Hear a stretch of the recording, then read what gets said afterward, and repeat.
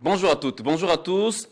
Est-ce que la course au trône est réellement lancée à la Fédération congolaise de football association? Est-ce qu'on devra attendre le 11 mai pour, bien évidemment, se lancer dans la vraie bataille où il faut déjà faire de l'échauffement et attendre, bien sûr, cette liste définitive de la commission électorale. Oui, la semaine a été très mouvementée avec les dépôts des candidatures. Au niveau de la Fédération congolaise de football association, au total, 9 candidats sont en lice, bien évidemment, pour tenter de succéder à Constant Omari Selemani.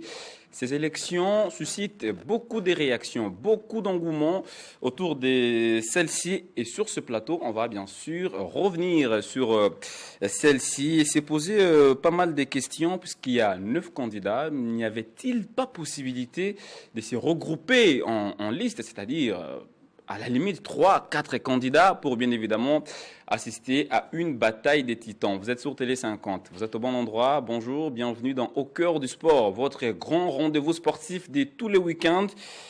Le plaisir est mien de recevoir sur ce plateau Charles Massoud Sampo, à qui j'ai dit bonjour et bienvenue. Bonjour Christian, bonjour à tous les téléspectateurs. Merci surtout pour cette invitation. Je pense que ça va parler football et accepter que je commence par ces biscuits. Le football, les candidatures, les candidatures ont été déposées, beaucoup d'ambition, beaucoup de candidats également.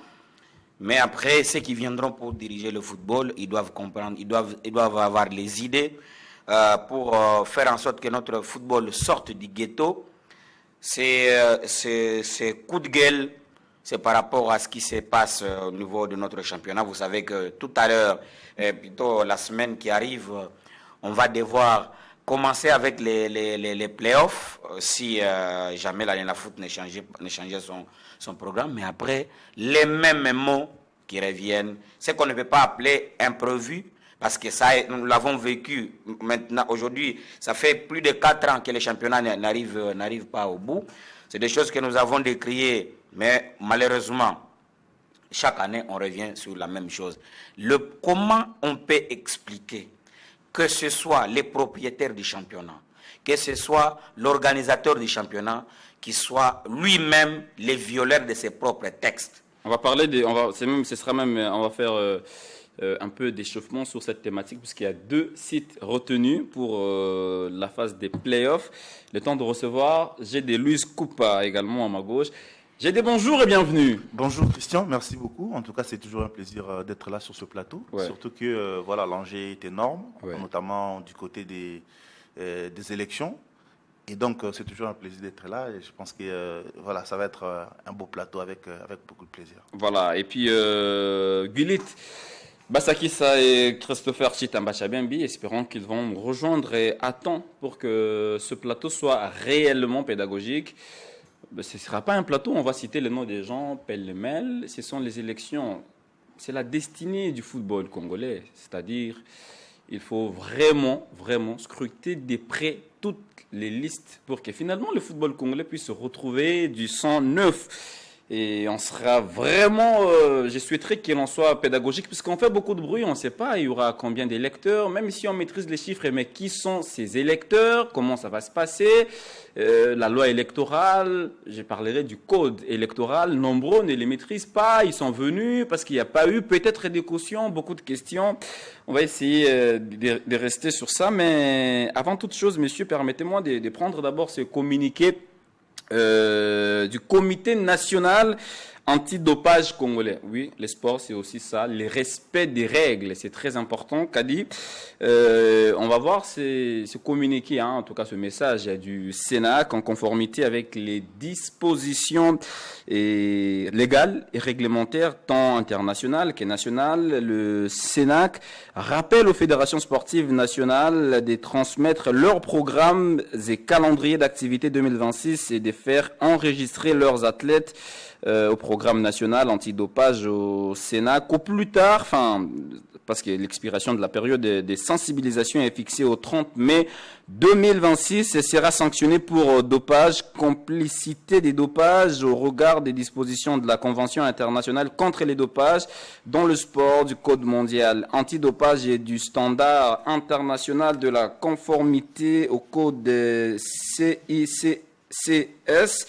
Tout athlète non enregistré, bien évidemment, au PNA Sénac en 2026, tout personnel d'encadrement, DTN, entraîneur, médecin, ayant laissé pratiquer un athlète non enregistré en 2026, toutes structures, fédérations, ligues, ententes, cercles, clubs, académies, écoles ayant donné autorisation de pratiquer à un athlète non enregistré en 2026, les sanctions prévues, annulation, remboursement de tout financement étatique ou privé, avertissement, suspension, radiation, forfait, perte de points, sanctions pénales. Voilà, ces mesures seront d'application à partir du 1er juin 2026. Merci beaucoup. C'était un message très important à faire passer tout au début de cette émission. Messieurs, je viens à vous. Il y aura play-off puisque la phase classique a pris fin. On connaît désormais les 8 qualifiés pour les play-offs, l'étape décisive. Sauf que là, il n'y aura que 2 sites retenus pour abriter ces play-offs. Si ça va faciliter les choses, pourquoi pas. Je pense que les 2 sites, c'est justement parce qu'il y aura moins de clubs déjà. Par rapport à l'édition précédente, je pense que ils vont s'affronter, ils vont jouer de matchs importants pour la survie de chaque club. Certains ont des ambitions d'aller en Ligue des Champions. D'abord les titres, il y en a d'autres qui sont là pour accompagner les autres, comme d'habitude, mais bon, voilà, ils vont nourrir leurs ambitions. Après, les 2 sites, moi je pense pas que ce soit vraiment un problème, puisque au regard de tout ce qu'il y a comme problème autour de notre pays, entre autres le problème de vol, etc., pour éviter qu'il y ait des matchs reportés ça et là, je pense que les 2 sites suffisent justement pour jouer le match. Et nous, on a besoin du spectacle, on a besoin d'avoir une compétitivité parce que c'est la phase la plus décisive de notre championnat. Il faudrait qu'on montre aussi de la qualité technique sur le terrain. Il faudrait que les joueurs soient d'abord physiquement à l'aise, mentalement aussi en place, que chaque équipe affûte ses armes pour que qu'on ait une fin de championnat quand même digne des noms. Après, il y a toujours des problèmes, ça et là, des logistiques. Mais est-ce que c'est pas fait à dessein pour amoindrir un peu les chances de certains clubs, à l'instar de Maniema Union? C'est pas la première fois. Maniema Union, chaque saison, vient jouer pour les titres. Mais le fait déjà de lui priver son fief, c'est vraiment amoindrir ses chances. Absolument. Bon, aujourd'hui, on sait que le public, c'est quand même le 2e homme qui pousse. Il y a toujours un avantage psychologique lorsque vous jouez devant votre public, ça c'est vrai.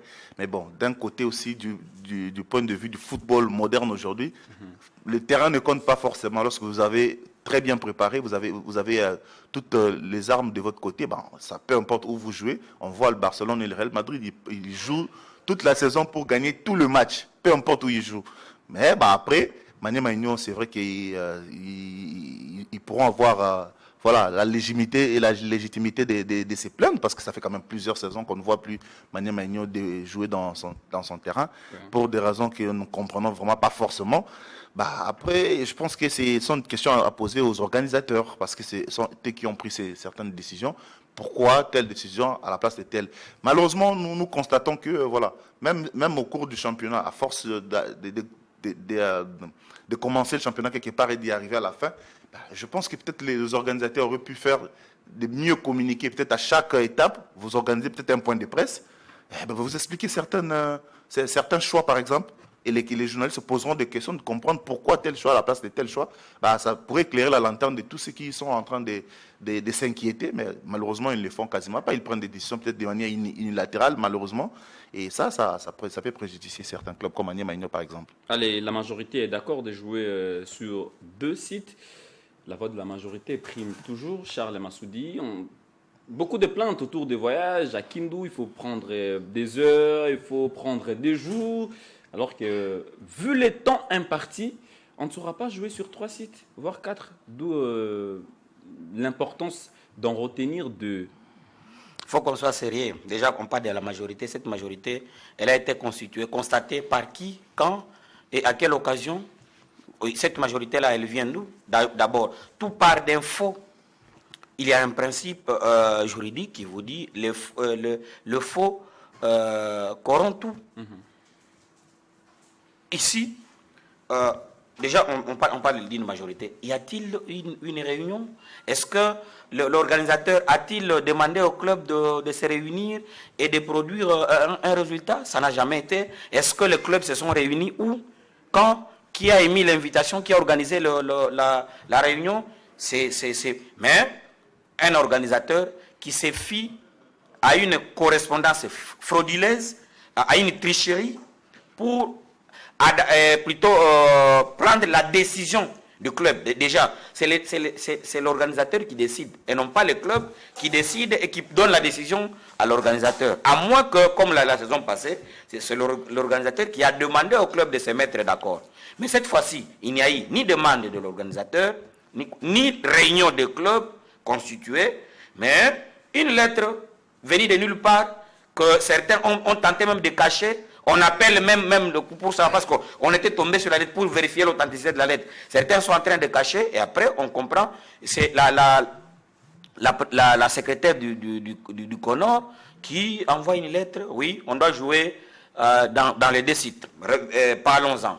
Les problèmes de flux aérien. Mais attendez, l'année passée on nous a dit il y avait insécurité, mais comment les équipes vont là-bas? Il y a 3 compagnies maintenant qui desservent la ville de Kindu.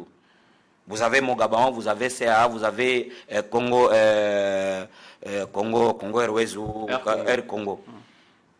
Que les gens soient sérieux. Comment Maniema Union fait pour arriver à Lubumbashi? Déjà, Lubumbashi, Kindu, il y a des vols directs. Déjà qu'il y a même des vols directs en vue Kindu, Tanzanie. Et que quelqu'un qui soit à Kinshasa ou à Lubumbashi qui dise Maniema Union fait comment pour revenir? On vient dans l'air ou on vient par bateau? Comment Maniema Union fait pour venir à Kinshasa ou pour aller à Lubumbashi? C'est du faux fuyant. On veut tout simplement minimiser les chances de Maniema Union. On s'est dit, s'il joue chez lui, il y a beaucoup de chances qu'il puisse gagner ce match là-bas. Il faut venir les contraindre. Et puis, en plus, nous avons connu ces problèmes l'année passée et les années antérieures. L'année passée, on a dit, non, comprenons, c'est la faute à Sambi parce qu'il a programmé les stages. Les joueurs sont allés à Dubaï, à Dubaï, au Qatar, pendant qu'on devait jouer, on devait continuer. Cette année, on va mettre ça sur le dos de qui? Il y a le retard. Je lis beaucoup. Ils disent oui, que Maniema Union comprenne parce qu'il y a les retards. Qui a causé ces retards? Est-ce que c'est la faute de Maniema Union? Comment se fait-il que les organisateurs ne choisissent pas, ne mettent pas en place le format du championnat qui permettent de pouvoir se terminer dans le temps? Ce sont eux qui sont censés réfléchir. Ils sont là-bas, c'est parce qu'ils se sont sentis capables de concevoir un championnat qui puisse rester dans les limites de la saison sportive. Alors, l'organisateur n'arrive pas à concevoir le format d'un championnat qui arrive jusqu'au bout, mais la faute est plutôt les conséquences de cette mégestion, les conséquences de cette incompétence, c'est Maniema Union qui paye, qui a payé l'année passée, et Maniema Union qui doit payer encore cette année. Bon, on dit, ok, que Maniema Union comprenne. Alors, qui va s'y plaire, qui va donner le plus du budget? Voilà pourquoi on dit, s'ils estiment qu'on n'aura toujours pas le temps et que chaque année, on va commencer à jouer les playoffs à Kinshasa et à Lubumbashi. Au lieu de violer les textes tous les jours, qu'on mette ça dans comment on appelle ça? Dans le programme. Non. Dans le règlement du championnat. Le règlement du championnat. Comment ça dans le règlement du championnat? C'est quand même une honte qu'un organisateur, il viole lui-même son règlement. Chaque année, il le viole. Parce qu'on a prévu que ça devait se jouer en aller-retour. Mais donc, ça signifie que vous recevez et on vous reçoit. Ici, l'année passée, c'était la même chose. Cette année aussi. Donc, maintenant que Maniema Union est d'accord de se laisser comme ça miseler. Mais au moins, pour éviter la honte au football congolais, désormais, mettez ça dans les règlements de la compétition. On sait déjà que, comme ça, on va se préparer. On va voter un budget sur base de ce que sera notre étape de playoff. On s'est dit, au lieu de prévoir de rester à Kindu, comme ça nous allons louer un hôtel soit à Kinshasa, soit à Lubumbashi pour le faire. Alors, ceux qui attendaient venir nous crucifier à Kinshasa Non.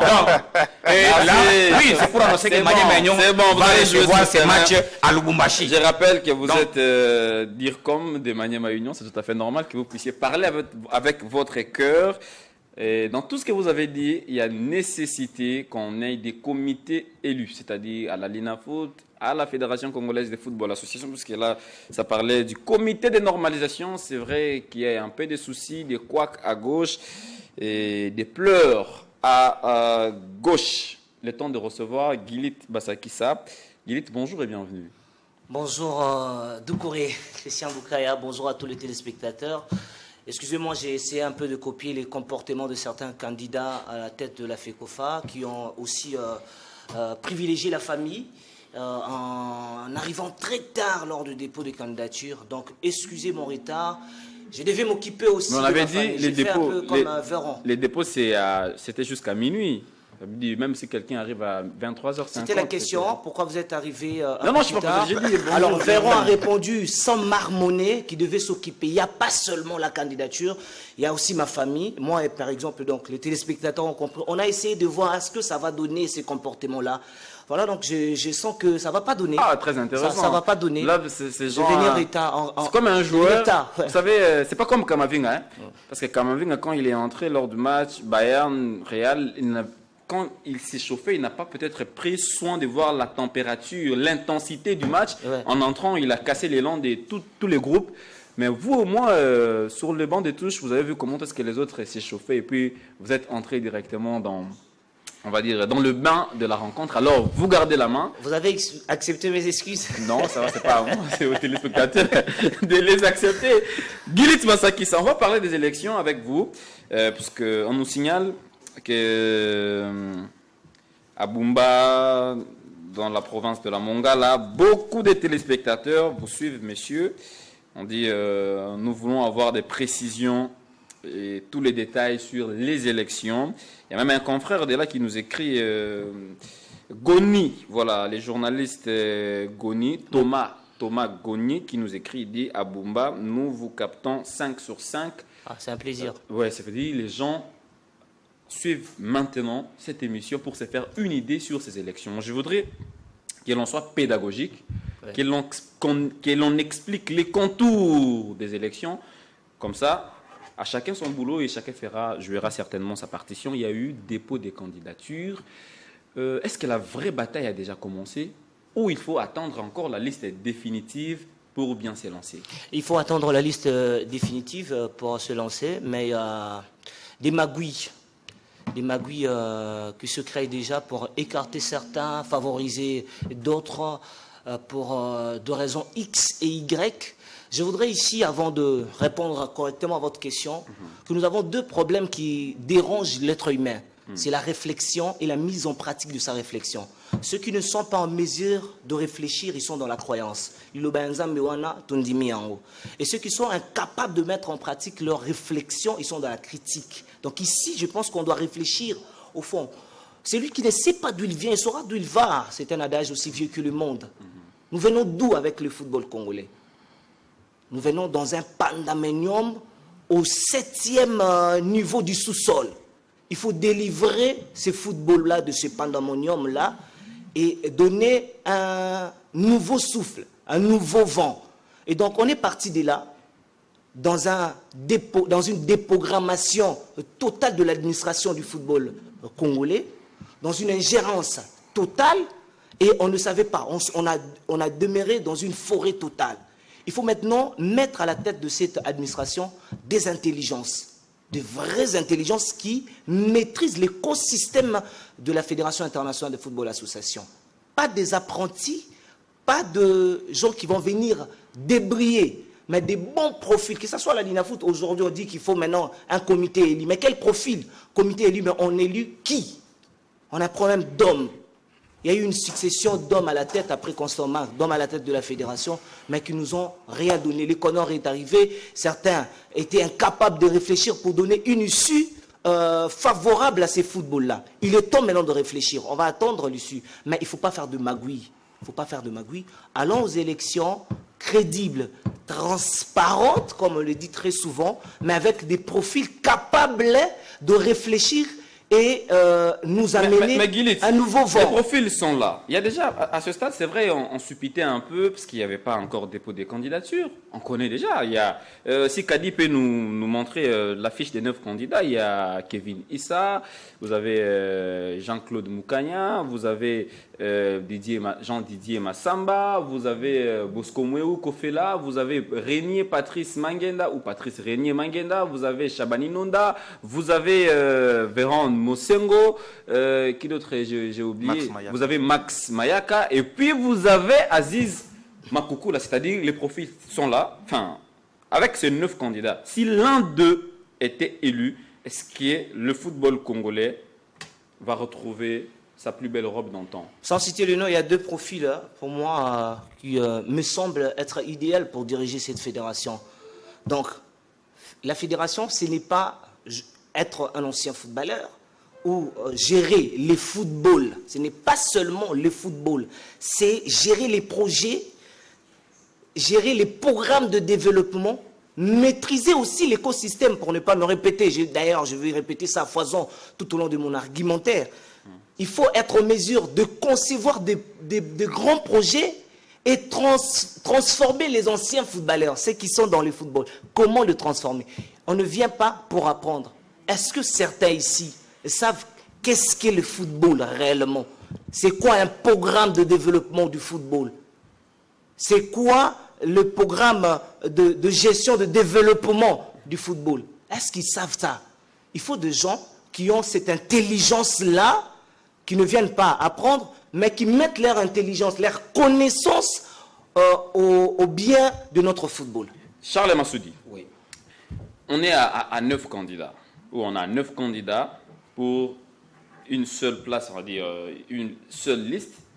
Mais est-ce qu'on devait arriver à 9 candidats si réellement au départ il y a eu concession, c'est-à-dire les uns et les autres se mettent ensemble, regardent, défendent un peu leurs idées, c'est-à-dire moi je suis de la gauche, je suis de la droite, et puis on regarde un peu nos programmes, on essaye de les fusionner, ça allait peut-être nous ramener à 3 ou 4 listes seulement. Bien évidemment, c'est un problème de gestion des ambitions. Je suis de ceux-là qui pensent que quand vous regardez le profil de ceux qui sont dans cette liste, il y a les technocrates, il y a les gens qui ont étudié la science de football. Le football aujourd'hui, c'est une science. On apprend pas seulement à jouer, mais à gérer le football. C'est une science. J'ai essayé de lire la toile au Congo, je vois, il y a beaucoup trop d'émotions. Oui, en tant que Christian, les gens qui te voient tous les jours à la télévision, ils t'admirent, et il y en a qui estiment même que tu peux être un bon ministre de communication. Pourtant, entre les journalistes et Christian brillants que tu es et les politiques ou les gestionnaires ministres des Sports, il y a un trou béant. Et le plus souvent, le commun des mortels n'arrive pas à faire ces distinguos. Il faut le joueur, Mais attention, moi, je ferai un bon ministre des Sports. Les exceptions, les exceptions ne manquent pas. Un peu comme il y a pas de Kaboul. Oui, voilà. C'est d'ailleurs, vous m'avez pris l'exemple. C'est l'exemple que j'allais dire. Que les gens se souviennent du jour où notre aîné Kaboul a été nommé ministre des Sports. Que les gens revisitent leur page Facebook ou c'est pas moi TikTok ou quoi, qu'ils revoient les gens de commentaires qu'on disait qu'on sort et qu'ils viennent revisiter aussi après le mandat. Donc je ne vais rien dire. C'est que je voudrais tout simplement dire, on peut être un bon joueur et devenir un mauvais entraîneur, comme ou on peut aussi avoir été un bon joueur et aussi un grand entraîneur. C'est faisable, ce sont des exceptions. Quand nous revisitons Maradona, Diego Armando Maradona joueur et Diego Armando Maradona coach, c'est deux Maradona différents. Donc, je voulais tout simplement dire qu'on arrête de verser dans l'émotion. On sait que le football, c'est un domaine de passion, mais n'y ajoutons pas de l'émotion. Regardons les choses en face. Le football, je reviens dans ce que je disais, le football aujourd'hui c'est une science. Quand vous êtes un avocat, ça ne suffit pas pour venir trancher le problème de sport. vous devez faire ce qu'on appelle le droit des sports. Donc, il y a un droit spécifique pour les sports. Aujourd'hui, pour gérer le football, il y a des programmes. Il y a des programmes qu'on appelle les programmes FIFA. Alors, quand je regarde ici, je suis en train de parler des technocrates. Parmi les 9 candidats, j'en vois 2 qui ont appris ce programme. Vous avez refusé de citer les noms, mais quand même pour non, allez-y, ça je vois René Patrice Mangenda, ouais, qui a des diplômes dans la gestion du football. Il a passé ses études au Sénégal et d'autres programmes aussi FIFA. Et il a fait tous les programmes FIFA, au moins il les a appris.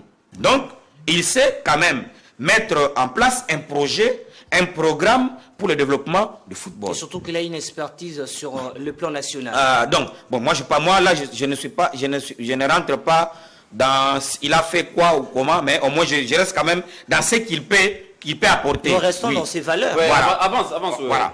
Et à part lui, il y a M. Véro Mosengo. Lui qui vient dans le football international. Il a été à la FIFA. Au Caraïbes. Voilà. Et en tant qu'expert, en tant que technocrate, et d'ailleurs c'est à ce titre qu'il a été nommé secrétaire général de la CAF. Et quand vous essayez en dehors des polémiques que l'on entend de gauche à droite, vous essayez de suivre ce qu'il a fait pour organiser la Confédération africaine de football, et concrètement en regardant les différents projets qu'il a pu ramener, le côté financier, organisation et consort. Vous vous dites qu'il a une idée. Là, moi je me dis, si au moins on n'avait pas cet ego, on pourrait avoir un profil de technocrate, les 2 que je vois. Je regarde, je trouve encore le profil de ceux qui ont géré. Ça signifie des profils entre guillemets, on va dire ceux qui ont été avec les tout derniers présidents élus de la Fédération congolaise de football. Ces profils, si on peut nous balancer le truc pour nous permettre revenez sur le voir. Photo, de tous les candidats. Ouais, je vois Monsieur Bosco Mouéou Kofela, qui est dirigeant de la Lina Foot. Vous voyez Jean-Didier Massamba, qui a été vice-président de Monsieur Constant Omari Selemani, qui est aussi un ancien. Quand vous regardez dans ces listes, vous trouvez qu'il y a des gens qui pouvaient avoir un discours commun, c'est qu'avoir déjà géré et que sur base de ça, ils peuvent prétendre à je ne sais quoi, à je ne sais quoi, et eux au moins ils auront un passé qui va les confronter. Peut-être voici ce que nous avons fait pendant que nous étions soit à la Lina Foot ou à la FECOFA, et voilà ce que nous pensons continuer et qu'on sort. Et je vois un troisième profil des footballeurs, de pratiquants, des anciens. Chabani Nonda, Jean-Claude Moukania, je suis choqué de voir 3 footballeurs être à la tête de 3 listes différentes. Et pourtant, ils se mettaient ensemble parce que quand vous les entendez, vous sentez quand même des revendications un peu communes. Vous dites, par exemple, le football aux footballeurs, non, nous avons été sur le terrain, nous connaissons la peine, maintenant on voudrait faire ceci. Pourquoi ne pas se mettre ensemble? Merci, mais Charles. puisqu'il y a eu les égos. Et puis, bon, d'autres profils. Kevin Issa. Kevin Issa. En tout cas, pour le respect pour le football, excusez-moi que je ne puisse pas mettre un mot là-dessus. Mettre un mot là-dessus. Mais monsieur, un candidat, monsieur. Mais je ne refuse pas. Mais après, qu'est-ce que toujours dans... On avance, s'il vous plaît. Oui, avançons le temps. Le temps risquera de nous faire défaut. Vous avez dit tout passe par les ambitions. Oui, mais seules les ambitions ne suffisent pas. Ils sont en train de vous dire les ambitions. Okay. Sur base de ce que vous avez été. Monsieur Kevin Issa, il est passé, il a commencé par être, c'est pas un manager chez Chinkunku. Et puis après, c'était un passage, c'est depuis quelle année? Merci Charles, on avance. Le temps de recevoir Christopher. Merci Charles. Le temps de recevoir Christopher Tshitamba Tchabembe, fils de papa Luc Benoît. Qui fait un peu comme Véron aussi, arrivé en retard. Oui, j'ai de la famille. Apparemment, tout le monde veut pas. Non, mais attendez, d'abord, cette question, il faut l'éclaircir. Non, les retards est défini par rapport à quoi? Il taquine. Non, mais il taquine Christopher. Il ne faut pas prendre ça au premier degré. Non, il taquine Christopher, c'est vrai. Mais même quand il se défendait, il parlait de Véron qui était venu en retard. Les retards, ça signifie quoi? C'est qu'on vous a fixé le temps. C'est pas moi de définir. Après le temps. Ça, c'est pas moi de définir. La question a été posée par un journaliste. Vous êtes arrivé un peu plus tard. Oui. Et il a répondu à la question. Il vous a donné une raison. Pour un étranger, je ne sais pas si on comprend la communication. Je ne sais pas si on comprend la communication. On a insulté personne. Je ne comprends pas je ne sais pas si on comprend la communication. Permettez. Non, s'il vous plaît. Je l'ai dit au début, je souhaiterais que cette émission soit pédagogique. C'est-à-dire, je rappelle le principe, l'un a la parole, s'il vous plaît, l'autre doit se taire. Parce que si nous parlons tous au même moment, nous allons créer de l'entropie. C'est en communication. Merci, prof. En communication, il faut utiliser quand même des mots. Voilà, j'y arrive. Alors, le temps de recevoir, je disais, quand on présente Christopher, il faut être souple, il faut être calme. Voilà. Le fils de papa Luc Benoît. Un peu en retard.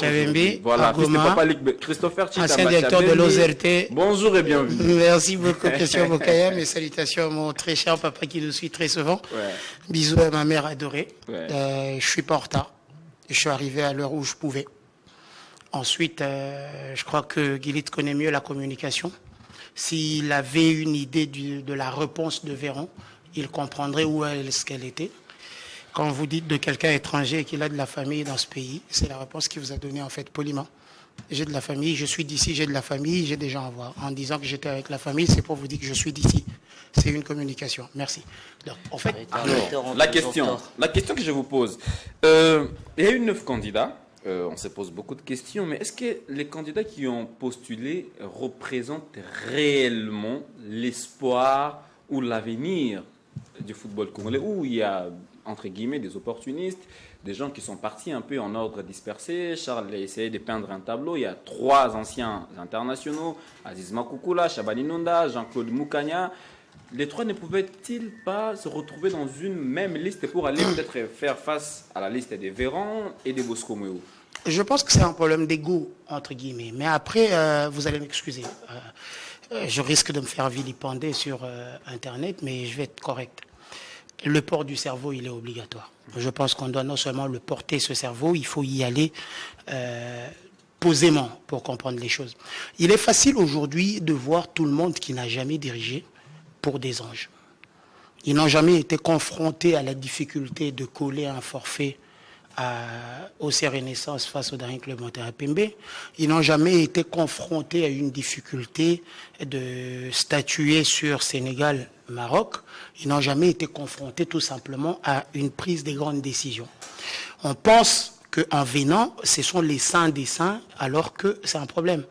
Le problème réside sur le fait que ces gens-là n'ont jamais dirigé où que ce soit et que venir diriger ici reste un problème à la fédération avec les réalités que nous avons. Moi, je vais prendre le cas de Shabani Nonda, vous allez m'excuser, mais je vois, il a la hype sur... c'est le candidat du peuple. Ouais, c'est le candidat du peuple. Il a été réclamé depuis belle lurette sur les réseaux sociaux. Lequel candidat du peuple n'a pas su s'aligner avec ses frères joueurs? J'essaye peut-être de peindre un tableau, ils vont peut-être me contredire, mais je le dis sur les faits. Chaba, c'est quelqu'un que les autres joueurs ont cherché depuis un bon moment, mais qui n'avait jamais répondu, qui n'avait jamais été présent. C'est quelqu'un de nonchalant, quelqu'un qui ne peut pas aller jusqu'au bout. La candidature de Shabani Nonda, c'est en réponse à un mécontentement. Ce n'est pas quelqu'un qui s'est levé un bon matin qu'il avait besoin d'être président. Il était sous une mouture, il a fait des demandes qui n'ont pas été accédées par rapport aux réalités. Et là, tout le monde, il a poignardé tout le monde, il s'est retourné, il est venu postuler. Il faut qu'on soit clair et sérieux. Shabani Nonda, aujourd'hui, on pense que c'est lui qui va venir sauver le football, mais réveillons-nous. À tort ou à raison? À tort, totalement à tort. Réveillons-nous. Shabani n'a jamais pris de grandes décisions dans le football, nulle part. Même à Dragon, je pense qu'il était partenaire, mais il n'avait pas un poste de décision, genre il était confronté aux décisions. Est-ce que vous savez ce que a peut-être vécu Bosco Mouéou? Se lever un bon matin, Imana Vita coller un forfait à l'autre camp. Vous pensez que le camp adverse va être content? Le camp orange de Guilherme qui est là, face au Daring Club Moteur Pembe, il faut trancher, on leur colle un forfait, la communication qui circule, si elle est mal, c'est qui le mauvais? C'est celui qui a pris la décision, pas forcément le secrétaire qui a commis l'erreur. Je pense qu'aujourd'hui, il est très facile de penser que ceux qui n'ont pas dirigé peuvent être des saints. C'est une fausseté. Après, pour ceux qui estiment que vivre le football congolais au quotidien est une garantie, être voisin d'une usine d'allumettes ne fait pas de vous pompier. Vous pouvez être vous-même pyromane. Je le dis, comprenne qui pourra. Mais au moins, je pense que là où nous en sommes, la liste des anciens joueurs aurait pu être celle-là. Mais regardez la décision d'Aziz Makoukoula. Mais Christopher, si la liste des joueurs devrait être celle-là, avec qui à la tête? Parce que l'autre problème, c'est lui qui s'était décidé en premier. Je pense que Makoukoula, quand il met, il se décide. De se décider en premier, où il faut voir aussi la clameur publique qui a plus. C'est pas le public qui vote, ce ne sont pas les votes. Vous avez Makoukoula. Ce n'est pas les élections des députés. Vous avez Nonda, qui doit être la tête des listes. Je préférerais encore qui de Makoukoula ou de Moukania. Je vous le dis tout de suite. Je préférerais encore qui de Makoukoula ou de Moukania. Parce que ces gens-là ont une tête posée, c'est des gens qui savent ce qu'ils font. Chabani Nonda, c'est quelqu'un qui risquerait encore de se rétracter. Ce n'est pas aujourd'hui, avant même l'arrivée du Conor, la lutte était que les footballeurs prennent la fédération. Les anciens joueurs, j'ai pas envie de citer les noms, les anciens joueurs ont cherché Chabani Nonda. Ils ont eu des discussions. Le jour où ils ont pris rendez-vous pour parler avec Chabani Nonda, il a disparu. Quand ils ont commencé à l'appeler, il n'a plus pris le téléphone. Plus tard, c'est un homme d'affaires. Il est parti dans ses affaires en dehors du pays. Ça veut dire que c'est quelqu'un, pour moi, au-delà de tout, avec ce que j'ai appris comme information. Je suis journaliste. Je puise. Je pense que c'est juste du mécontentement, le fait de profiter de la hype de joueurs. On ne demande pas de mettre les crampons ici. Merci beaucoup. On les demande là et avoir une gestion correcte qu'il faut. Merci. Donc je pense qu'aujourd'hui, on pouvait aujourd'hui prendre les joueurs, ça nous épargnerait 9 candidats en tout cas, tête de liste. On mettrait les joueurs sur une liste, on mettrait ceux qui ont dirigé avec Constant Omari sur une liste, parce que jusqu'en dernière minute, il y a eu consensus. Je pense... Peut-être pour une minute, avant que GD ne parle, il y a 9 candidats. C'est-à-dire si on prend Makoukoula, Moukania, Nonda dans une même liste, déjà 2 candidats sont partis, ça nous restera 6. Et on vient de l'autre côté, il y a Mangenda, Bosco, Bondembe, Massamba. Ça nous fait déjà 3 autres candidats. Ici, on restera avec 4. Et puis les autres là, ce sera Véron. Bon, qui est un peu le seul dans ce genre. Comme ça. Non, disons comme ça. Non, Véron d'un côté, Mayaka de l'autre. Vous ne mettez pas les deux même, dans le même panier. En réalité, on devrait avoir 3 listes. Au grand max 4. Non, peut-être 4. Au grand max 4. Donc, la liste des opportunistes et les autres, vous les qui ont déjà. Voilà. D'une manière ou d'une autre. Donc, je pense pour moi, de ma part, je crois qu'aujourd'hui, on est trop, Charles l'a dit tout à l'heure, dans l'émotion. La hype de Chaba sur les réseaux sociaux, ça a été un bon joueur, ça a été un capitaine. Merci capitaine d'avoir mouillé le maillot. Merci pour tout ce que tu as fait. Mais si ce ne doit être que ça, la qualité, j'imagine combien des militaires ont perdu qui un bras, qui un œil en guerre pour ce pays et que leur sacrifice, est-ce qu'il ne vaut pas ce que Chabani Nonda a fait sur le terrain?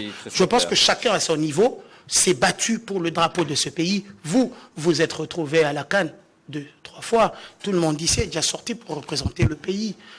D'une manière ou d'une autre, chacun à son niveau a déjà fait ce qu'il a à faire. C'est vrai qu'on a l'impression que les footballeurs font la meilleure des choses parce que c'est le sport le plus aimé de tous. Mais après, je rappelle que tout un chacun dans ce pays a eu un sacrifice. S'il faut aller chercher ce que chacun a fait pour le louer, je pense que chapeau à tous les militaires qui prennent des balles partout à l'Est. Allez, GD aussi devra prendre tout son temps. Prenez tout votre temps, GD. C'est vrai que depuis un moment, la bataille était déjà lancée de façon, on va dire officieusement. On attendait les go officiels. Il est là. Il y a 9 candidats. Ce qui est sûr, ces élections sont devenues un peu succulentes avec l'arrivée des Chabani, parce qu'au départ, c'était Véron, c'était Bosco, les 2 candidats qui secouaient un tout petit peu la sphère du football congolais. Est-ce que Chabani Nonda est le candidat qui rabat les cartes? Bien sûr que c'est un candidat qui rabat les cartes, puisque déjà c'est le nom qui a été cité depuis des années, puisque tout le monde disait que voilà, parce qu'il a fait une belle carrière comme footballeur, il a été un capitaine qui a mouillé le maillot pour le pays, il est venu dans un moment où le football congolais vraiment titibé, je peux dire comme ça.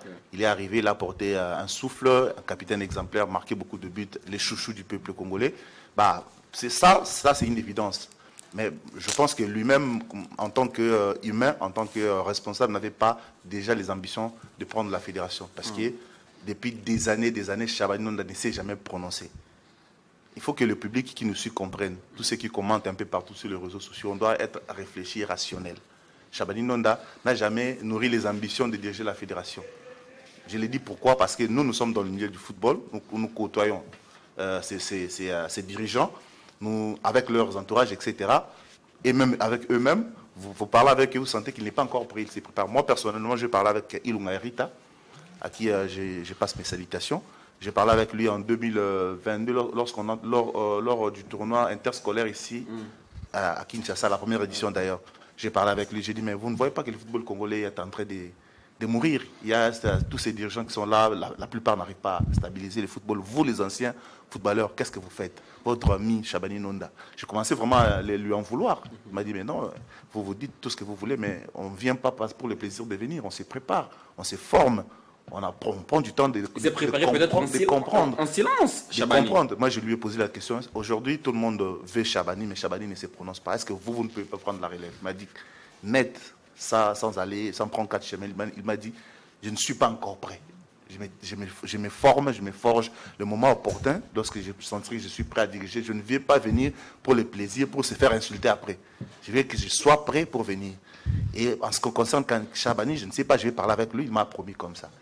Et les années se sont passées, et on s'est rendu compte que Chabani n'avait pas l'idée vraiment de prendre la fédération. Parce qu'on ne prend pas la fédération, on s'est réveillé un bon matin, on dit voilà, à partir d'aujourd'hui, je vais diriger la fédération. Non, c'est un travail, il faut déceler le problème qui dérange le football congolais. Travailler avec une équipe, on ne travaille pas seul. Travailler avec une équipe depuis un moment pour présenter un projet qui soit cohérent. C'est ce que d'ailleurs dans l'interview réalisée par François Kaboulou, notre aîné, je ne viens pas pour défendre Kaboulou, enfin pour parler de Kaboulou, j'analyse un peu le contenu de ses propos. Il a dit clairement qu'il a parlé avec Nonda. Il a dit à Nonda, si tu veux être candidat, bon, par le passé, c'est le moment de convoquer des ponts de presse, parler avec les journalistes, annoncer déjà les couleurs. Mais Nonda n'a pas fait ça. Nonda a dit, voilà, moi je ne suis pas encore prêt, d'après Kaboulou bien évidemment. Je vais être d'abord dans une monture pour apprendre, je n'ai jamais dirigé, tout ça. Mais soudainement, Nonda sort. Bah oui, on ne peut pas lui en vouloir. Il est ambitieux, comme tous les candidats d'ailleurs. Moi, d'abord, je commence par saluer le courage, les ambitions de ces candidats. C'est pas facile de se réveiller, venir déposer la candidature. C'est bien que c'est moyennant zéro, mais bon, il faut avoir le courage, il faut avoir aussi cette ambition-là. En tout cas, pour tous ceux qui ont postulé, moi je dis bravo à eux parce qu'ils ont fait preuve d'ambition. Chabani Nonda également. Mais on ne doit pas prendre ces élections pour un champ de sentiments et d'émotions parce qu'on aime tel, on veut qu'il soit forcément candidat. Non. On doit regarder des projets, on doit regarder des profils. Tout ça, c'est une lecture globale de la situation du football de notre pays. Ce n'est pas le moment de réfléchir en ce moment, non. On ne réfléchit pas au football aujourd'hui. On vient concrétiser un plan. Donc on avait déjà réfléchi, on a mis en place un plan réalisable, et c'est maintenant qu'on vient pour démontrer comment réaliser ces plans qu'on a mis en place. Ce n'est pas maintenant qu'il faut réfléchir au football, parce que le problème du football congolais, on le connaît tous. Et aujourd'hui, moi, si il faut parler uniquement de Nonda, parce qu'on m'avait posé la question sur Chabani Nonda, ouais. je pense que c'est un profil qui peut satisfaire le public, les Congolais, qui seront à l'aise de voir que voilà, un fils du pays qui a mouillé le maillot, qui est aujourd'hui président de la fédération comme Samuel et tout ça, c'est bien. Mais après, ce n'est pas forcément parce que vous avez joué au football que vous avez réussi. Mais ce n'est pas le cas. Vous gardez la main. Parce que... Ce n'est pas non plus qu'il va forcément échouer. Mais la question sur Chabani, c'est vrai, je reviens sur ce que j'ai posé comme question, mais en ouvrant une autre brèche. Est-ce que la présence de Chabani ne risque pas de disperser les voix de certains candidats? C'est-à-dire, parce qu'il faut avoir la majorité plus. C'est déjà le cas. Mais avec Chabani, il y a des voix qui risquent de se volatiliser. Ce sont les élections. C'est ça la beauté même des élections. C'est ça, ce sont les élections. Donc, en fait, d'ailleurs... Est-ce qu'il y a lieu, maintenant je rajoute l'autre question, est-ce qu'il y a lieu de faire encore des concessions, puisque c'est pas tard, l'un peut désister en faveur de l'autre? Évidemment. Et donner un peu Évidemment. plus du moment où on n'a pas encore publié les listes définitives, il y a toujours lieu de se parler, de voir comment réajuster. C'est toujours possible. Je pense que la présence de Chabani Nonda a un peu surpris tout le monde, puisqu'il est venu avec le public, avec la population derrière lui. Je ne parle pas du fond, je parle de la forme. Ouais. Et après, tout le monde pourra se dire, ah bah voilà, Chabani peut également bousculer les lignes. Qu'est-ce que je dois faire? La preuve, la sortie médiatique de Makoukou, là, qui est déçu parce qu'il lui et d'autres internationaux. Mais est-ce que Makoukou, là aussi, est obligé de faire à chaque fois des sorties médiatiques? Je ne sais pas, c'est une question que vous devez lui poser. Ça, moi, j'analyse ses propos. Pourquoi il a fait ou pas? Pourquoi il a fait ou pas, en tout cas c'est à lui de juger. Il a une équipe de communication qui est chargée pour ça. Ouais. Moi j'analyse ses propos. Aziz Makoukou, dans ses propos, il a dit clairement qu'ils avaient fait bloc, tous les internationaux, ils ont fait bloc pour parler avec Chabani Nonda. Makoukou disait, j'ai réalisé une interview, rappelez-vous, avant même qu'il annonce, il disait dans son interview, il n'était pas forcément obligé de se présenter comme candidat président. Il a dit, laissez-moi quelques secondes, il a dit, je veux qu'on soit ensemble, nous les footballeurs. Même si on va choisir... Mais c'est le problème de leadership aussi. Oui, il avait dit qu'il était même prêt à... Non, mais je vous ai dit que dans ces leaderships-là, ne mettez pas Chabani. Il est nonchalant, il fouille les responsabilités. Est-ce qu'il faut que je reprenne... Est-ce qu'il faut... Ce n'est pas le peuple qui vote. C'est quelqu'un qui fouille les responsabilités. Il a fouillé les responsabilités que lui ont donné les joueurs. Les anciens joueurs, c'est quelqu'un qui ne peut pas assumer la présidence de la FECOFA. C'est ce que j'ai dit. En fait, en tout cas, dans mon analyse, j'essaie d'être équilibré. Équilibriste, même si je dis ça. Je pense que Chabani Nonda a ses motivations. Il sait pourquoi il n'a pas voulu s'associer avec d'autres. Il sait pourquoi. C'est à lui maintenant de se justifier. Mais de l'autre côté également... Je pense que son nom seul suffit. C'est de l'ego, il faut le dire comme ça. Également, il y a certains qui lui reprochent le fait qu'il ne se réunisse pas avec les footballeurs pour créer une monture solide. Ça aussi, c'est un fait. Mais après, les élections ont leur réalité. On va voir sur le terrain s'il viendra avec un projet qui va convaincre les électeurs. Parce que tous les Congolais peuvent parler, mais ce ne sont pas eux qui vont voter. Hein. Il y a des électeurs qui sont... Déjà qu'il n'arrive même pas à dire c'est quoi son projet. Il était incapable de le dire. La parole doit retourner chez Guillet. Est-ce que vous ne vous rendez pas compte que beaucoup de candidats, parce qu'on scrute ou on voit ce qui se passe actuellement dans l'agora du football de la RDC, maintenant, il y a beaucoup de candidats qui passent du temps à parler des autres, où les communicateurs passent du temps à parler des autres candidats que de leurs candidats. Est-ce que ça aussi, ça ne risque pas de fragiliser indirectement certains candidats quand on passe du temps à parler des adversaires plutôt que de vendre leurs produits? C'est un défaut, un vilain défaut. Chacun sait comment utiliser sa politique de la communication. La communication, parfois, autorise aussi tout. Il y a le marketing, il y a la publicité, il y a la déstabilisation, il y a aussi la vente dans la communication. Mais je pense ici, on est en train de réfléchir sur l'avenir de notre football. Et on n'est pas en train de souhaiter un profil qui viendra faire la tabula rasa. Il y a déjà un travail qui a été fait par certaines intelligences qu'on ne peut pas nier ici. Et donc, ce travail-là, depuis un moment, n'a pas donné un résultat escompté, puisqu'on est en train de vivre une dégringolade du jour au lendemain. Il faut maintenant sauver, comme je le disais ici, ces pandémonium qui s'est installé dans la gestion de notre football. Il faut sauver. Alors, il faut trouver un vrai profil. Moi, conseiller, je voudrais ramasser rapidement, conseiller de Chabani Nonda, je lui dis sans balbutier, retire ta candidature, on va prendre le temps de se former sur la gestion, on s'aligne derrière un profil que nous souhaitons, que nous trouvons être idéal. Je ne cite pas les noms, je vais dire ça, vous allez comprendre ça d'une manière, des profils, Charles a dit d'une autre manière, des technocrates, des gens qui maîtrisent aussi l'environnement de notre football. Parce que là, on peut être technocrate, mais on ne maîtrise pas l'environnement congolais. Ça, c'est une perte de manche. On a une certaine connaissance dans la gestion, dans l'écosystème de la FIFA, mais l'environnement, si on ne le maîtrise pas, parce que nous sommes dans un environnement mécréant, le football congolais reste dans un environnement mécréant. Il faut quelqu'un qui connaît aussi maîtriser cet environnement-là. Ce n'est pas quelqu'un qui vient, qui commence encore à étudier l'environnement du football congolais, alors qu'il a la connaissance en lui. On a dit, si vous pouvez avoir la connaissance, mais vous devenez un mauvais gestionnaire, parce que vous ne maîtrisez pas votre environnement. Et je pense que Ceux qui utilisent mal leur communication, c'est leur défaut. Est-ce que c'est le temps de s'attaquer aux autres candidats ou le temps de préparer les élections, sachant qu'il y a la commission électorale qui fait... C'est le temps de convaincre avec un projet, c'est le temps de convaincre avec un argumentaire solide. Ce n'est pas le temps de parler des autres, il faut parler des projets. Ici, on parle des idées.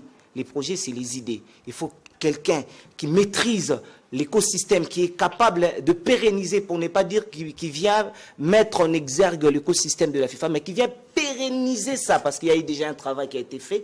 Il faut pérenniser ça. Quelqu'un qui connaît FIFA Comet, FIFA SMS, FIFA Guardian. Donc quelqu'un qui maîtrise... Mangena indirectement. Je n'ai pas cité son nom. Non, je n'ai pas cité son nom. Mais attention, c'est vous qui citez le nom de Mangena. Oui, je cite. Il faut assumer. Parce que j'assume, oui, j'assume. Parce que alors, FIFA Connect, c'est vraiment, on va dire, c'est les trucs. C'est quelqu'un qui sait gérer les programmes. C'est quelqu'un, pour ne pas... J'avais dit, si je vais répondre sa façon, il faut un profil qui sait gérer les programmes, qui sait concevoir aussi des projets pour le développement de notre projet. On n'a qu'à lire leur plan d'action. Chaque candidat n'a qu'à nous présenter son plan d'action et on sait cerner maintenant ses ambitions. Le fait de se présenter comme candidat, ce n'est pas avoir les ambitions. Déposer une candidature, ce n'est pas être ambitieux. On parle des enjeux électoraux, c'est-à-dire, est-ce qu'il suffit seulement d'avoir un projet intéressant et négliger d'autres aspects? Ou il faut prendre en compte tous les aspects, c'est-à-dire on est intelligent, on a une tête bien faite, mais on ne se limite pas là, on prend en compte d'autres aspects, parce qu'ici on parle quand même des enjeux électoraux. Justement, voilà, je suis en train d'évoquer tout ça. On a une obédience, un grand lobbying sur le plan international, donc on doit maîtriser aussi l'environnement congolais. Donc on prend tout en compte. On prend tout en compte. Vous avez la maîtrise de l'environnement congolais, mais vous n'avez pas une aura sur le plan international. Qu'est-ce qu'on fait de vous? Parce que là, vous allez aussi apprendre la diplomatie, vous allez, tout ça, ça sera une école aussi pour vous. Vous maîtrisez le football, mais vous ne maîtrisez pas le B à bas de la gestion du football. Vous allez apprendre. Tout ça, on prend ça en compte. Merci. Je l'ai dit tout à l'heure, Christian. Excusez-moi, Charles, Christian. C'est pas parce qu'on est voisin d'une usine d'allumettes que forcément on est sapeur-pompier. C'est pas parce qu'on estime avoir géré en République démocratique du Congo que forcément on connaît le football de la République démocratique du Congo. La réalité est toute simple. On a voulu diriger ce football à la manière congolaise en faisant fi des textes, en faisant fi des normes. En fait, pas forcément les textes sont nôtres. En faisant fi des normes. Si le football de la RDC pique du nez, justement, c'est parce que nous avons mis cette attitude congolaise dans les normes du football. Là où il fallait frapper, on s'est dit, on gère un bon père de famille. Parce que si on fouette, si on frappe, on risque de ne pas avoir suffisamment... quoi? Des textes, bien évidemment. Justement. Si on fouette, on ne sera pas, ça n'ira pas. Les textes qui disent, par exemple, pour ce qui est de FIFA Connect et compagnie, la base de données, là on peut aller retrouver des joueurs, enregistrements, là où on sait cliquer, là où on sait les avoir, jusque-là la fédération n'a pas. Je ne sais pas si vous avez une base de données où vous pouvez aller taper pour avoir retracé un joueur qui arrive de Kagosport, c'est ça? Oui. De Kagosport de Charles Massoudi. Ouais. Voilà. Donc, qui est l'équipe de Charles Massoudi? Oui. L'équipe adorée de Charles Massoudi. Ouais. C'est Akasongo, c'est ça? Akasongo. Voilà. Donc, ça veut dire qu'on n'en a pas. Il y a faille. Mais on a continué comme ça pendant des années. Parce qu'on s'est dit qu'on gère un bon père de famille. Il y a un certain niveau. Nos textes demandent à un certain niveau d'avoir... même la CAF, elle exige. Un football féminin fonctionnel, une équipe de jeunes fonctionnelle, un terrain, pas forcément le vôtre, mais location et tout ce qui va avec, un bureau. Allez-y voir à l'Ikokash Ligue 1, lesquels des clubs sont capables d'avoir ça. Voilà, nous sommes à 20, permettez, je vais y arriver. Nous sommes à 26 clubs en première division. Nous sommes à 26 clubs en première division. Si on doit à la lettre appliquer ce que demandent les textes FIFA, on n'aura pas 10 clubs en division d'honneur. Mais Charles Massoudi, nous amorçons déjà l'atterrissage. Je voudrais qu'on puisse ouvrir une autre brèche. C'est sur les électeurs. C'est vrai qu'on connaît, on va dire, les nombres. Mais entrons maintenant en profondeur. Est-ce que les clubs, les ligues nationales, provinciales, ne risquent pas de gâcher la fête, c'est-à-dire de ne pas voter en âme et conscience, de ne pas voter projet? D'emblée, je considère que ce sont des messieurs et dames qui connaissent le football. C'est pour ça qu'ils sont responsables de clubs, responsables des centres de formation, qui est responsable d'entités des ligues, et ainsi que les dirigeants des associations membres de la Fédération congolaise de football, comme l'amicale des entraîneurs et consorts. C'est des gens qui sont dans le football, qui connaissent le football et qui connaissent les problèmes du football. Parce qu'aujourd'hui, le problème du profil, les gens peuvent négliger. Je sais, ceux qui sont en train d'écrire dans les réseaux sociaux, c'est de leur droit. D'ailleurs, vous faites, moi je travaille dans les médias en ligne, je sais voir les calculs, même qui sont les gens qui interagissent sur Facebook. C'est la moyenne d'âge entre 18 et 25 ans. 18-25, ce sont 25-40. Voilà. Donc, rare, quand vous regardez, vous trouverez rare de voir les gens au-delà de 40-45 ans. En tout cas, c'est 3%, 7% qui interagissent là-bas. Je comprends, c'est tout à fait normal. On est revenu sur ces plateaux, sur cette aura en tant que footballeur et consort. Mais maintenant, l'autre football, quand nous allons ailleurs, vous êtes en face d'une équipe de la Tanzanie, d'un club du Maroc, d'un club sud-africain. Regardez le nombre de sponsors qu'il y a sur le maillot. Chez nous, combien? Ce que nous avons même dans le championnat, nous appelons ça sponsor, entre guillemets. Nos joueurs, pourquoi à un certain moment le joueur est en train de fuir notre championnat pour aller ailleurs? Mais comment voulez-vous qu'il ne puisse pas partir? Il est dans un club où on le paye $300 et là-bas on lui propose $15 000 le mois. Nous devons avoir des candidats, plutôt on doit voter pour les profils qui sont capables aujourd'hui. Parce que Christian, tu es journaliste chez Télé 50, que tu te présentes devant une banque, toi et M. Jean-Marie Kassamba. Toi, on va te demander d'aller chercher les certificats d'enregistrement de votre maison. Mais Jean-Marie, on dit non, c'est M. Jean-Marie. On a la possibilité de lui donner un crédit. Mais attends, on va demander une fois aller chercher 53 témoins, venez avec les livrets de baptême. Non, je vais chercher mes amis de MPSA et trucs là. Alors, c'est que aujourd'hui, ces crédits-là, notre football a tellement de problèmes. Ailleurs, ce ne sont pas les présidents de clubs qui supportent ça. C'est très important. Notre football a besoin de dealers. Merci beaucoup. Ça, vous avez dit, hein, souffrez que la parole puisse tourner pour la dernière fois, puisque nous sommes déjà à la fin. Oui, est-ce que si je peux... Allez-y, 30 secondes. C'est pas moi qui pose de questions. Ouais, allez-y. Cette crédit, c'est que Gilit a une mission de me déstabiliser, je ne sais pas pourquoi. Bon, voilà. C'est qu'aujourd'hui, je reviens encore, ce profil va soulager beaucoup de clubs. Aujourd'hui, c'est quand on arrive les championnats où on commence à demander des cités consorts. Il y en a qui ne veulent pas seulement tout dire. Ils n'ont pas de moyens, c'est avec raison. Nos clubs aujourd'hui sont soutenus par les poches des gens. Mais ailleurs, ce n'est pas pareil. Vous avez des petits clubs, mais des gros salaires. Moi, j'ai vu en Namibie, vous avez des tout petits clubs. Des joueurs d'ailleurs qui ne sont pas, entre guillemets, qui ne font pas que le football. Ils peuvent s'entraîner deux fois la semaine, mais allez voir ce qu'ils touchent comme salaire. Des clubs qui ne participent même pas aux interclubs, juste là chez eux, mais chez nous. C'est chaotique. Il faut que les gens comprennent qu'on a besoin de gens qui peuvent nous ramener de l'argent. On va essayer de chuter. On va essayer de chuter, mais la vraie question, c'est qu'on a vu les têtes des listes. Mais l'autre problème, l'autre question, c'est que chaque liste n'est pas détaillée.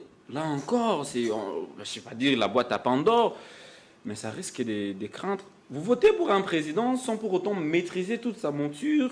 Et demain, ne revenez pas à pleurnicher comme quoi le football n'avance pas parce que vous avez voté la tête, mais tout le corps est peut-être pourri. Non, dans un premier temps, c'est vrai que c'est normal qu'on connaisse que les têtes d'affiche parce qu'ils ont déposé, ils sont venus. Mais est-ce que la question que je vous pose, le vote se fera seulement sur base des têtes des listes où il faut prendre le temps d'analyser minutieusement.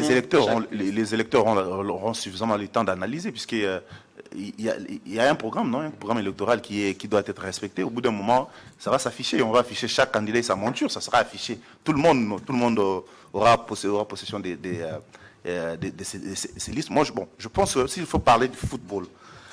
En tout cas, actuellement, tout le monde vient un peu avec ses idées. Non, il faut qu'on fasse ça, on fait ceci, c'est là. C'est bien beau. Je venais tout à l'heure de parler de Chabani Nonda. Bon, malheureusement, on n'a pas le temps de parler de chaque candidat. Si on avait le temps de parler de chaque candidat, peut-être on aurait analysé pourquoi chaque candidat est venu, même si on ne connaît pas. Rapidement, on pouvait analyser Patrice Mangenda si vous voulez. Bon, je prends le cas de Patrice Mangenda parce que vous avez cité son nom. C'est quelqu'un qui a dirigé déjà. Il a été secrétaire adjoint de la Fédération congolaise de football, un monsieur qui connaît les textes, qui connaît beaucoup de choses. Qui maîtrise des programmes, on a parlé de ça ici, qui est ambitieux, ça c'est bien, mais après, peut-être il lui manque quelque chose. Peut-être les carnets d'adresse, ça compte. Parce que le football, c'est aussi le lobbying au niveau mondial. Regardez ce qui se passe là-bas au Maroc avec leur président de la fédération. L'Egja, c'est ça, non? Ouais, Fouji. Mais il est puissant. Il fait bousculer le football mondial. Partout il passe, c'est un candidat crédible. C'est ça aussi qui manque à certains candidats. L'aura. Est-ce qu'il y a ce genre de candidats parmi toutes les listes? Oui, le seul candidat qui répond à ces profils, tout le monde le sait, c'est Véran Mosengo. On peut tout dire de lui, on ne peut pas critiquer son profil si on reste objectif. C'est quelqu'un qui est né à Kinshasa, qui est parti en Suisse, qui a fait ses études en Suisse. Il a gravi les échelons, il est venu à l'UEFA, il a travaillé. Il a passé un long moment au siège de la CAF, pendant qu'Abumba et le football ne s'est jamais développé. Ne coupez pas, chacun a son temps, s'il vous plaît. Il a été aussi quelqu'un qui, en fait, je parle du profil parce que je parle de l'aura et de la diplomatie. Véran Mosengo, par exemple, c'est quelqu'un qui est parti en Suisse. C'est pas le pays qui a payé pour lui ses formations. Ses parents. Il est parti comme tout Congolais à la recherche du bonheur. D'ailleurs, l'anecdote de Gianni Infantino qui a parlé de Véran, en dit tout. Il n'était pas parti pour le compte du pays. Il est parti comme tout Congolais. Il a fait ses études avec l'argent de ses parents. Il a terminé. Il est entré à l'UEFA. Il est entré à la CAF. C'est ses ambitions personnelles. Il est devenu à la CAF. Je lis partout les Congolais lire dans les réseaux sociaux. Qu'est-ce qu'il a fait pour le pays? Mais comment on peut poser cette question? Est-ce qu'un secrétaire général de la CAF a une mission de sauver son pays? En quoi faisant? Il a d'abord des responsabilités à la CAF. La CAF, ça veut dire tout le continent africain. Donc il doit chaque chose à tous les... Merci, comment? Laissez-moi parler, s'il vous plaît. Je parle moins. Vous avez beaucoup parlé. Non. Vous ne vous rendez pas compte comment vous parlez. C'est moi qui ai les chronos. Non, mais c'est moi qui ai les chronos. D'accord, je termine alors. En 30 secondes. Et c'est compliqué de terminer en 30 secondes. Et il a gravi ses échelons, donc il a fait... Aujourd'hui, il a un carnet d'adresses qui lui permet d'être ces profils-là, qui répondent peut-être presque à plusieurs critères. Mais bon, après, si vous parlez, qu'est-ce qu'il a fait pour le pays? Mais c'est le moment, il est venu pour servir le pays, justement, avec son expertise, tout ce qu'il a appris dans le monde. Là. Regardons un peu son bilan, parce qu'on parle du bilan des Véran Mosengo au niveau de la CAF. Si je vais vous sortir, on n'a pas suffisamment le temps, mais j'allais vous sortir des chiffres. La cagnotte, par exemple, je prends seulement un exemple. La cagnotte du vainqueur de la CAN en 2021, c'était 5 millions. Et aujourd'hui, en 2025, ça a été doublé. Donc 10 millions pour le vainqueur. Charles Massoudi et Emmanuel Maignan, pardon. Charles Maignan et Emmanuel Maignan jouent les compétitions interclubs. Ils connaissent peut-être les chiffres que le club avait, que le club percevait avant les chiffres et aujourd'hui les sommes qu'ils perçoivent. Donc ça a été doublé. Donc les efforts ont été. La CAF, permettez, la Coupe de la Confédération est passée à 220%. L'émission est terminée. Elle est passée de 4 à 8 millions au-delà. J'aurais vraiment aimé qu'on parle peut-être de chaque candidat et ses réalisations, chiffres à l'appui. Télé 50 est en train de réfléchir sur comment organiser des plateaux spéciaux pour ces élections, mais aux candidats aussi de se manifester, c'est-à-dire manifester cette envie de s'exprimer. Mais la dernière question à Christopher, est-ce que Bosco Mwewu fait partie des candidats crédibles sur qui le pays peut compter? Bosco a dirigé, il n'est pas seul, il a un background qui doit le justifier. Je pense que ceux qui votent sont ceux-là qui ont soit apprécié ou pas apprécié les décisions prises par Bosco. Aujourd'hui, que je me mette en position de dire qu'il est crédible ou pas en tant qu'individu, j'ai beaucoup de respect pour la personne de Bosco. Je pense qu'en tant qu'humain, aussi, c'est quelqu'un de respectueux, mais maintenant, en tant que candidat président, il a des choses, il a des décisions qu'il a prises, il y a des décisions qui lui ont été attribuées à tort, ça aussi il faut le dire.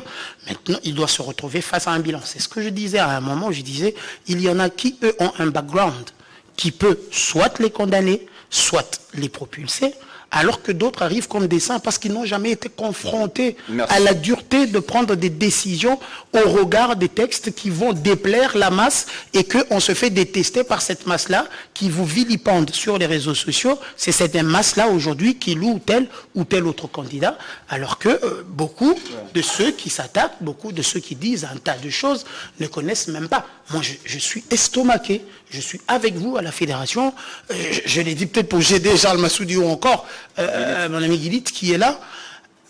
En groupe, les gens accompagnent un candidat par respect, je vais taire le nom. Ils débarquent, ils se disent qu'il a les moyens de passer. Moi, je suis journaliste, du coup curieux.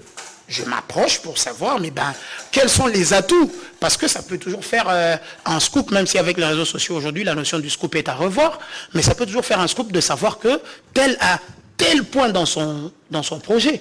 Je m'approche de ce groupe, je me dis, mais attendez, non, il a suffisamment d'argent que X a donné une autorité du pays. Moi, je ne vais pas citer les noms. Pire, à la fin de son argumentaire, il pose la question, merci beaucoup, monsieur Christopher Chitamba-Chabembe. Merci à Guilit, merci Charles Massoudi. On est un peu modéré, parce qu'on attend encore le programme. On va scruter chaque programme. En tout cas, sur ce plateau, moi, je prendrai même soin, monsieur. Dès que vous serez invité prochainement, on va imprimer pour vous le programme de chaque candidat. Vous arrivez là, on met sur vous le programme. On met le programme sur la table. Vous avez le temps de feuilleter et voir ce qui... on peut même lancer cette demande-là. Je pense aux responsables de Télé 50, s'il y a possibilité d'élargir un peu le programme pendant ces temps. On reçoive comme ça en direct les différents candidats face à la presse qui nous disent, nous étalent un peu leur projet. Exactement. Nous avons largement débordé. Ben oui. Merci Charles. Merci Christian. On se retrouve très prochainement, on va dire le samedi prochain, avec le même plaisir. Merci à vous de nous avoir suivis. Vous avez compris qu'on va parler l'avenir de notre football se décide maintenant. Il ne faut pas dire non, mais ceux qui partent monter. Si ceux qui partent monter, ça va vous rattraper demain parce que vous n'avez pas peut-être retiré attention ou suivi de près ce qui se passe à la Fédération congolaise de football association. Et dans tout ça, je pense que les journalistes ont leur partition à jouer. Les candidats aussi doivent jouer la leur, c'est-à-dire ne prenez pas, oui, vous allez donner de l'argent aux communicateurs, mais que les candidats s'assument. C'est-à-dire, monsieur, vous voulez qu'on parle de vous, venez, soyez face à la presse, argumentez-vous, donnez votre point de vue, pourquoi on doit voter pour vous, en lieu et place d'envoyer les gens. Il faut que non, les journalistes, c'est pas comme ça. Je ne dis pas les journaleux, je dis les journalistes. L'émission est terminée. Merci à Kadi Mouelo, merci à Alain Makesse à la prise de son. Eric Mwamba était derrière toutes les caméras. On se retrouve très prochainement avec le même plaisir.